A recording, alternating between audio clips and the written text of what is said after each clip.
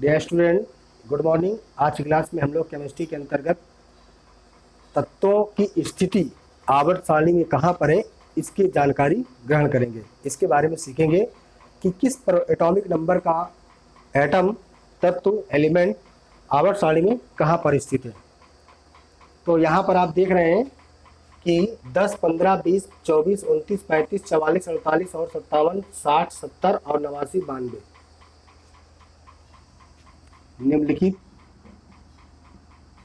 निम्नलिखित तत्वों की आवर्त सारणी में स्थिति ज्ञात करो। डियर स्टूडेंट, मैंने आप लोगों को पिछली वीडियो में बताया था कि इलेक्ट्रॉनिक विन्यास की जितनी कक्षाएं होती हैं तत्व की वही आवर्त संख्या होती है। जैसा कि आप Z इक्वल ये आपका 10 है, इलेक्ट्रॉनिक विन्यास निकाला, कितनी कक्षाएं 2। अतः इलेक्ट्रॉनिक विन्यास की 2 कक्षाएं हैं, इसलिए परमाणु क्रमांक 10 वाला तत्व दूसरे आवर्त में होगा। फिर इसका पुनः दूसरा देख लीजिए।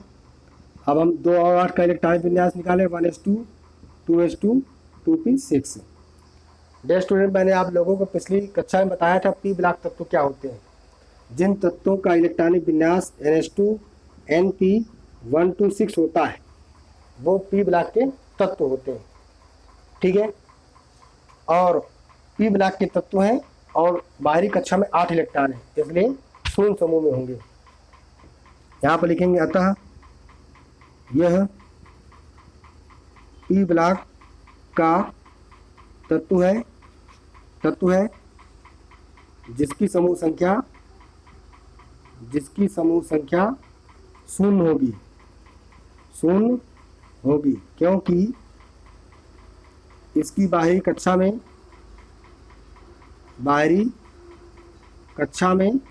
8 इलेक्ट्रॉन हैं और 8 इलेक्ट्रॉन वाले तत्वों की संयोजकता शून्य होती है, इसलिए इसको शून्य समूह में रखा गया है।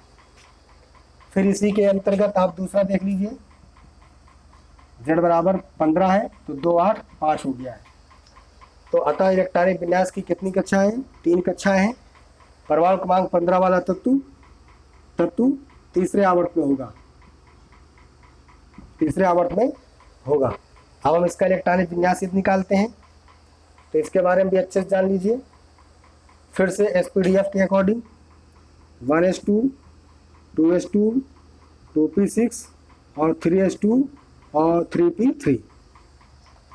यहाँ पर मैंने आप लोगों को पहले तत्वों के नाम, संकेत, परमाणु क्रमांक, इलेक्ट्रॉनिक विन्यास, बोरबरी नियम, SPDF के अनुसार इलेक्ट्रॉनिक विन्यास, कक्षक, उपकक्षक, संयोजकता, सब चीज़ की जानकारी दे रखी है।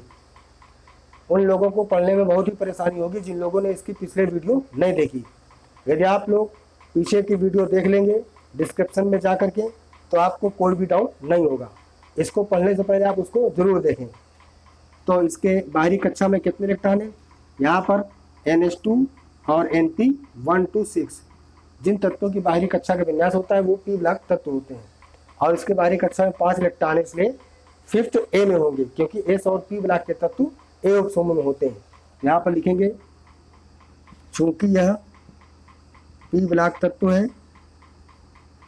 तत्व है तथा बाहरी कक्षा में 5 इलेक्ट्रॉन है, इसलिए यह 5th A उपसमूह में होगा। यह 5th A उपसमूह में होगा। अब इसी प्रकार आप 20 का देख लीजिए। 20 का इलेक्ट्रॉनिक विन्यास 2, 8, 8, 2। अतः इलेक्ट्रॉनिक विन्यास की कितनी कक्षाएं? 4 कक्षाएं हैं, इसलिए परमाणु क्रमांक 20 वाला तत्व चौथे आवर्त में होगा। कहाँ होगा? चौथे आवर्त में होगा।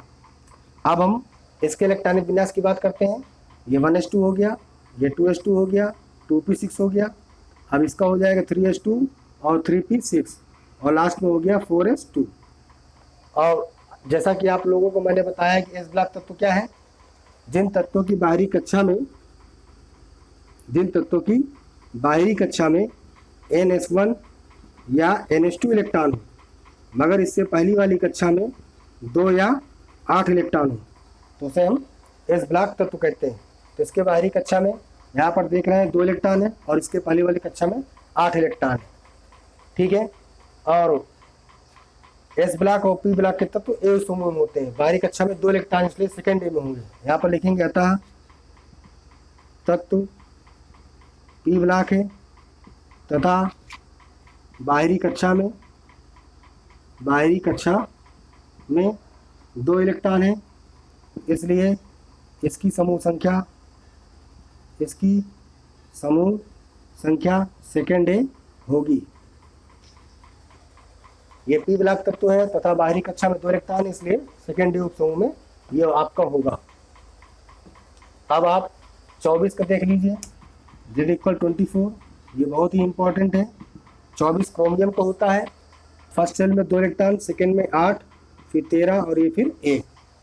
जैसा कि मैंने आपको बताया था कि जब तीसरी कक्षा में 8 इलेक्ट्रॉन हो जाते हैं तो इलेक्ट्रॉन चौथी कक्षा में जाना शुरू कर देते हैं, मगर क्रोमियम और कॉपर चौथी कक्षा में एक ही इलेक्ट्रॉन रखते हैं, इसलिए यहाँ पर हम 13 रखेंगे। 2 8 10 3 13 और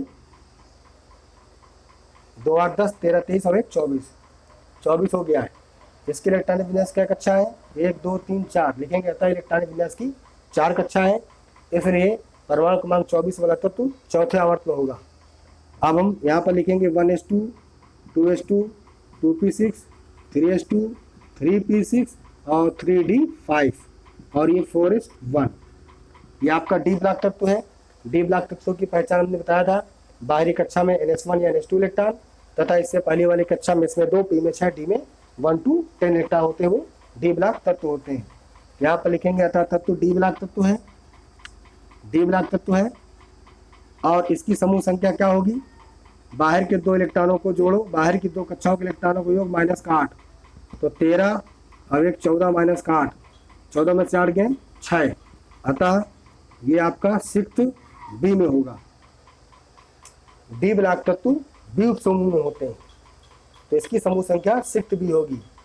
डी ब्लॉक के तत्वों की समूह संख्या ज्ञात करने का नियम मैंने पिछली वीडियो में बताया था। बाहर की अंतिम 2 कक्षाओं में उपस्थित इलेक्ट्रॉनों का योग -8, तो 13 1 14 -8 बराबर कितना हो गया? 6, तो 6th बी में होगा। इसी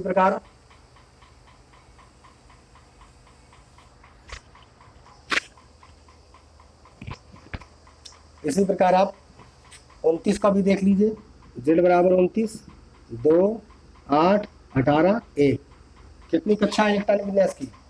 अतः इलेक्ट्रॉनिक विन्यास की 4 कक्षाएं हैं, इसलिए चौथे आवर्त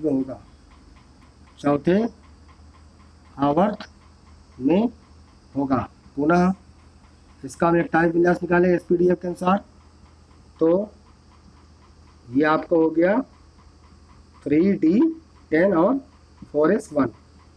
डी ब्लॉक तत्वों की क्या पहचान है?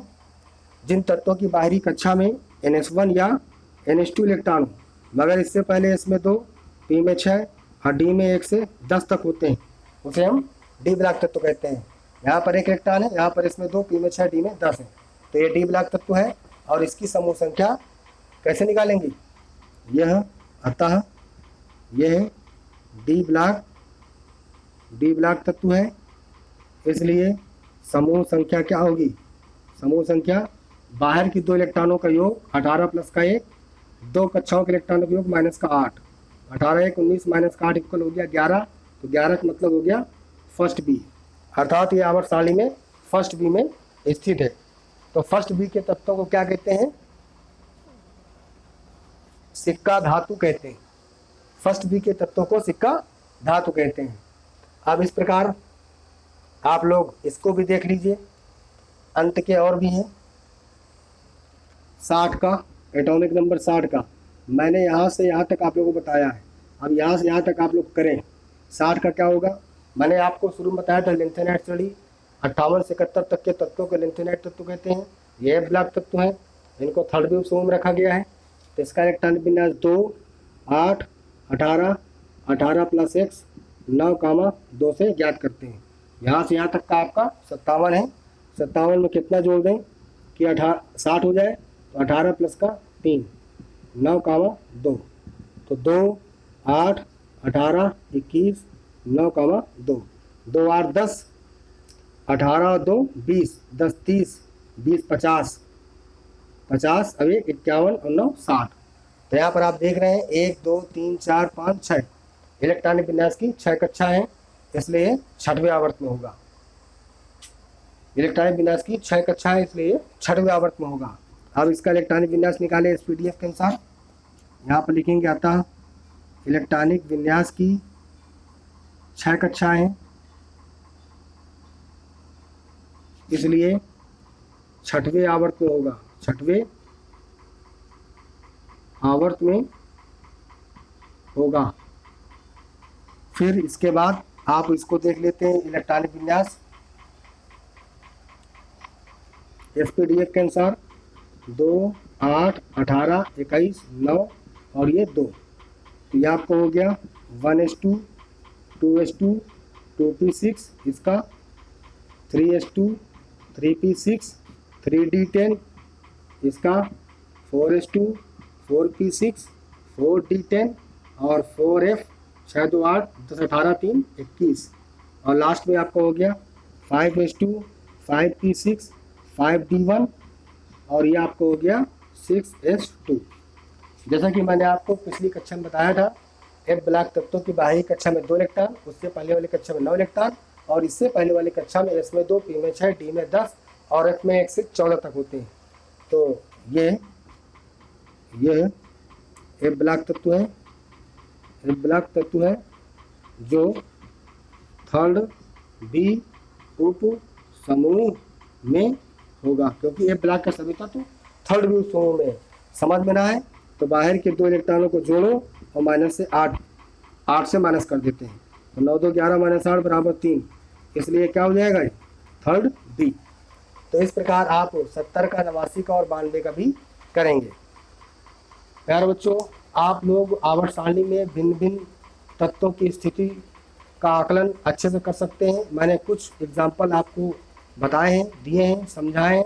यदि फिर भी आपको किसी प्रकार का डाउट या कन्फ्यूजन क्रिएट होता है तो आप कमेंट बॉक्स में कमेंट जरूर करें। धन्यवाद बच्चों, आप अपना ख्याल रखें, मन लगा के पढ़ाई करें और अच्छे से अपने काम को पूरे मन लगा के करने का प्रयास करें, ताकि आपको